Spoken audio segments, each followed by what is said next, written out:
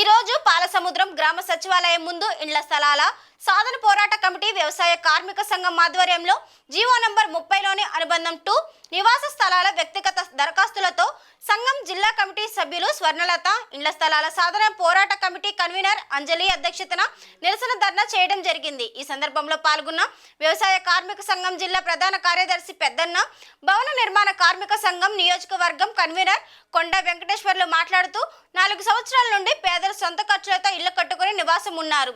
నివాస స్థల హక్కులు కల్పించాలని దరఖాస్తుతో పాటు న్యాయస్థానాలను ఆశ్రయించి ప్రభుత్వ నిబంధనలు ఉత్తర్వుల ప్రకారం అడుగుతున్న అధికారులకు చలనం లేదని ఆవేదన వ్యక్తం చేశారు।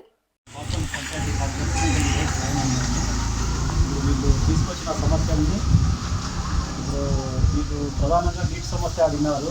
ఇప్పుడే సర్పంచ్ గారితో మాట్లాడినాను। వాళ్ళు ట్యాంక్ వాళ్ళు పర్మిషన్ కూడా ఇచ్చినానని చెప్పినారు। మెకానిక్ అందుబాటులో లేనందువల్ల రేపు మెకానిక్ని పిలిపించి దానికి నీటి సరఫరా అయ్యేటట్టు చూస్తామని చెప్పారు। దీని మీద నేను సర్పంచ్తో ఆల్రెడీ మాట్లాడినాను కాబట్టి రేపు ఈ సమస్యని పరిష్కరిస్తాను। అమ్మ అర్థమైందా? రేపు మన మస్తాన్ సార్ అని పంచాయతీ సార్ పేరు మస్తాను। రెండో విషయం వచ్చేసి నీళ్ళకు సంబంధించింది ఇప్పటికే ఆర్డబ్ల్యూఎస్ ఏఈతో మాట్లాడినారు, పంచాయతీ సెక్రటరీ మన పంచాయతీ సర్పంచ్ గారితో కూడా మాట్లాడినారు। రేపు ఆ మెకానిక్ అందుబాటులో లేకపోవడం వల్ల లేట్ అయింది।